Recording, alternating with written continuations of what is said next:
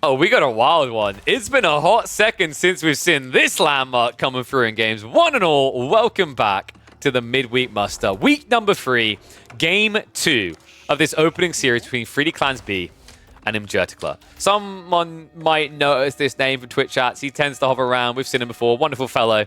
Looking to get a win against one of the best AoE4 has to offer. He's going to be doing it on the English in the red. Man, I'm excited for this, though. Yeah, I kind of forgot this landmark existed. Do people really build this anymore? For a hot second, it was coming into the meta, and then it kind of just fizzled out. People realized Grand Winery is just way too good. The timing it gives you into your mercenaries, the potency of that play, far too good to be overlooked. But I know in particular, if you look at tournament, B has been kind of infamous for his Hippodrome builds, right? One of those players, Anatan as well, was another one. Both of them, of course, scrim partners early in the year. So it kind of makes sense that they still see a lot of value in the Hippodrome. And because Faye is in the chat, I'll do the honor of checking. Oh my god. Faye, you're hacking. How did you know? Magadai are on the menu. Faye's about to run into B's room, push him off the PC, and say, I'll take over. I've got this. You go take a break. I got an idea. So, Horseman opening makes a lot of sense, by the way, because although you're going to see Abbey of Kings, you can now spam Horseman to overwhelm. And the alternative is your opponent is going to go Lombos, because the issue with Abbey of Kings here, rather, is the stone's too far away to go for a TC grab. The crazy part is Imjertikla doesn't care, and he's already gone out there. That's kind of wild. Horsemen are already on the way. So the issue I take with this TC is Imjertikla is going to have to go for a very defensive one, right? He'd have to drop it on the gold. If you go for the deer, I think you get blocked by the horseman. I mean, we'll see. B, he's moving with the horses now, but he's moving the wrong way. There's no way he thinks his opponent's going out here, so you'd think he'd be checking the tree line. Imjertikla. The rough part is he doesn't have the wood yet, so B can still realize and pivot. We don't have more horsemen coming, though. It's just the 2. He's going to get confirmation in a second. Scout is going to see this, so there we go. He knows about the mining camp. But Imjertikla done this the right way, by the way, guys. If you know there's a risk, you take the risky resource first. He came for stone first. The downside is when you do this and you go for stone first, you lock yourself into the play. Even if your opponent counters it, you now are stuck with a deadweight resource. So, TC now coming up. He did a good job actually going into the racks early on. A lot of players would have skipped this for the faster TC timing, and it meant that the king would have been alone defending. So, he will get it online. The question now is, does he have enough food? 9 isn't crazy. 9 sheep is not crazy here. Yes, you can build farms, but you don't want to have to rush farms. Even English in this situation, right? Especially against Byzantines with the ramp timing they have into mercs. One tricky thing as well is Imjertikla's probably going to have to go for Lombos because he might be worried about the mercs. And if he does go Longbows, he's in trouble. This is fast castle. Holy crap. And he's already got the Western contract. Wait, is he holding on for Landsknecht? I mean, he's not pulling for a Merc house over here, so it's not Desert Raiders or Magadai. I'm a little bit surprised B committed to a mercenary choice. I think in this position, it would have made a lot more sense to just wait. But in fairness, like, think about it a different way. B could theoretically just build a second Merc house and pump his Lombos once he techs, so that his opponent doesn't know. The reason that's good, by the way, is Imjertikla might be confident about spears because he expects his opponent to build into javelins. Because he went for like this horseman opening, and some people like to lean horseman javelin in an English matchup. Personally, I still like rate Lombo horseman too highly. So by stockpiling all this olive oil and teching first, he's still gonna go Lombos. It's just he'll have the veterancy, and then it's an immediate full counter to spears. And Imjertikla hasn't had time to scale horseman or Lombos to defend himself. It's actually pretty crafty. There you go. Queues up the first Lombos, 50 seconds out. He'll have the olive oil for a second pump, and he'll already be halfway towards castle when that second pump gets produced. This is a pretty cool build, actually. And Imjertikla hasn't really got that much value yet out of this second TC, right? He's 2 villages ahead. So definitely has not paid for itself. With the farms being added in, it means that Imjertikla is even stuck longer now in the second age. And credit to him finding his way out to these berries. Berries deer. This is going to give a really strong Varangian pump timing. Alternatively... Yo, can someone check? Has B subscribed to Jigglypuff's channel? It's a Kata build. Really smart choice here. I mean, you are up against spears, but you got the Lombos to clear that. Oh no, this build. You know, it's funny. The last time I saw this in tournament play was actually on this map. And if you guys remember, that was Soldier at the start of the year with a very fast castle build where you would sell the olive oil to get gold. It ended horribly for him against Corvinus. Delhi versus Byzantines. This is a very different style of game, though. Minjerticler, although he's making the right choice building spears, this is not a great deal of spears in the grand scheme of things. They're also out and about, which means they're not necessarily going to be protecting your economy. Second longbow group just got queued up. So tech up complete. He is going to have to wait for the veterancy, though, because he queued the second longbow group. Yeah, I think B's timing on the build was slightly off. Ideally, you want to have a bit more olive oil there so that you are halfway through the pump, so the veterancy isn't far behind. Kings seem marching across their villages. A little bit out in the middle of nowhere here. A bit ambitious. B did jump the gun. Didn't want to go back to that gold on the north side. Army is now reacting, though, so that should be able to scare him away. 3 horsemen is good enough to kill the king here. And Jurgla is trying to buy time, though. He wants castle. The question is whether he's going to get there, because we do have the first Katas in play. More to follow. All the golpers rise up. Because I think Jurgla might be at risk of taking his final gulp in this tournament. He doesn't have what he needs right now. He's pulling on the Spearman home. Sporman. Walls going up slowly, but even then there's going to be openings, right? And the crazy part is if the Lombos just pick you apart because you're stuck in this straight point, the Cataphracts ride on in. Even if they don't, right? If you aren't bracing, Cataphracts can just trample over you. It's very, very tricky.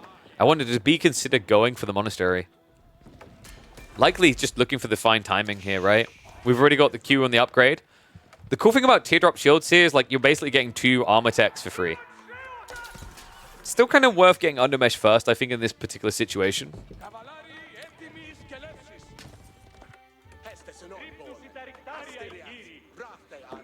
Veterancy for the Lombos now on the way. Dialecticus hasn't been queued in, though, so not as quick as it could be here.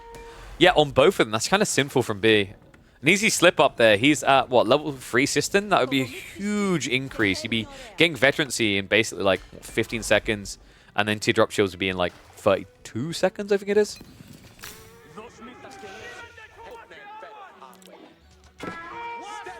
Veterancy did just tick in, so villager drawn to the afterlife there. This first blood is drawn here. Outpost on the forward from B. He's going to set up a Mangonel tower here. And behind this, we've got White Tower built in the most defensive position from Minjerticler. I mean, it does protect your farms, but it doesn't protect anything else, right? Gold, sure, but no wood. How do you play this game without wood? Because you're going to need that for the farms anyway. I can't believe it. It's infectious. It's catching on. We haven't even seen the impact of the Cataphracts yet, but Cata plus Lombo is just absolutely vile here. Steel Arrow research is coming as well. Wall is about to burn down. Cataphract scores reasonable torch damage, nothing crazy. Deck up complete. Minjerticler is choosing to react with Knights, but I'm not crazy about that. Cataphracts can beat Knights quite easily. Stat difference, right? Then you add in the gulps. I wouldn't want to be on the receiving end. And Minjerticler at risk of being on that receiving end. There's a desire to dive here. B can't quite bring the Lombos in because of the TC. He could, however, wrap around. We do have fortifications coming in, so going for that before he goes to the Mangonel. He hasn't got active gathering on stone, so B instead is going to have to rely on building structures to get it. We also have a monastery play, as relics are now on their way home to B's base. Yeah, and that's how you offset 2 TC play, by the way.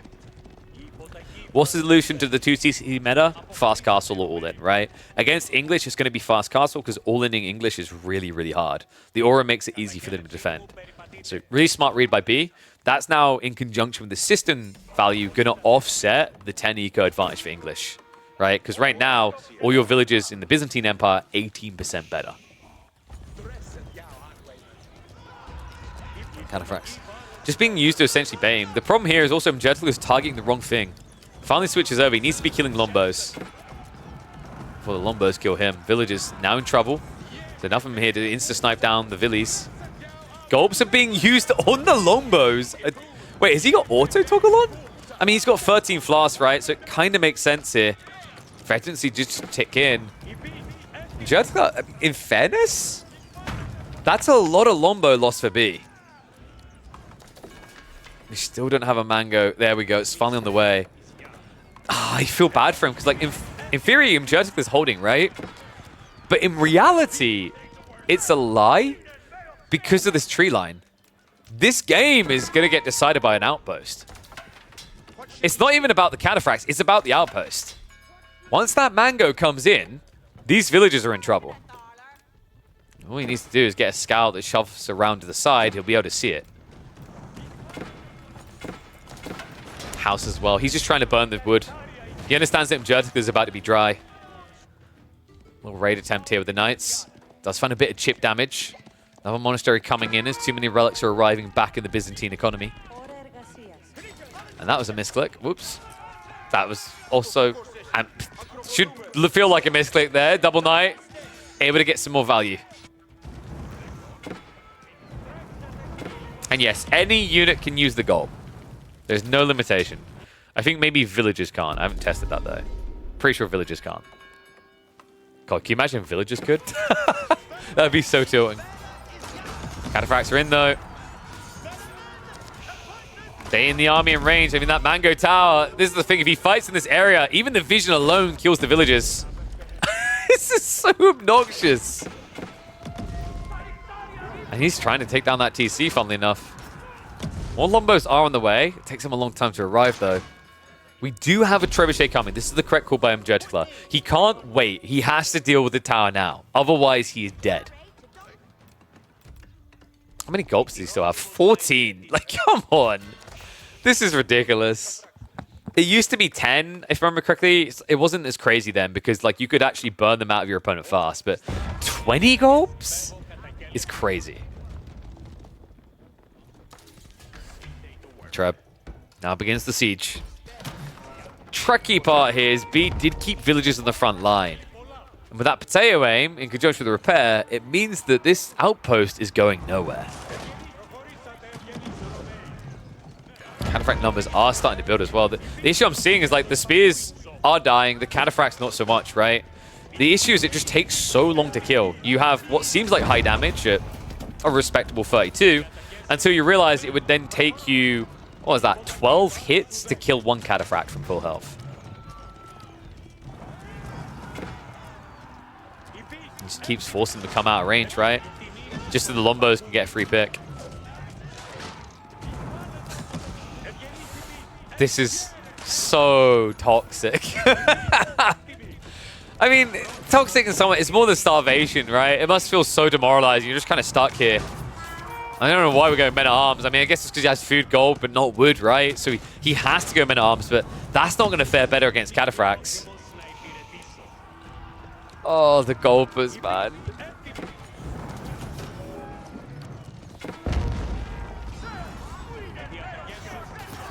Catas just baiting him in again. Longbows once again getting some freebies. The cataphracts, they trample through! Doesn't care! He sees an opening. Mjertl, he wasn't ready for the brace. He loses everything. And that's game. That's set. That's match. B with a 2-0. Patience is key there. Perfectly understanding that this economy did not have the breadth of land to fully flourish. The cataphracts could not be stopped. And then this landmark combo is mighty dirty. Didn't even use the triumph the entire game.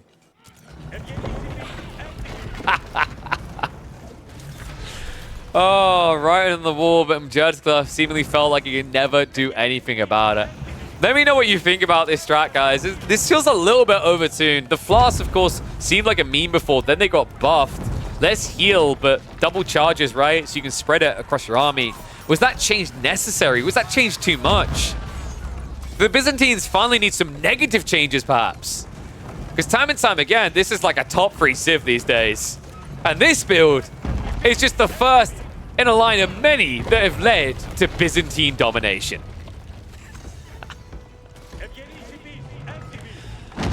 Majertical, I think he's just processing the loss now. This game definitely over. If you guys like what you've seen here, because I think this one that needs to go up, people need to be aware. Be sure to like the videos, be sure to comment about them, share them around, and make sure you got notifications turned on for when they go live. We post 2 videos on YouTube every single day. And of course, we're streaming Mondays, Tuesdays, Thursdays, and Fridays. Check the schedule. Follow us on Twitch for that. But we'll speed it up now. Commiserations to Majertical.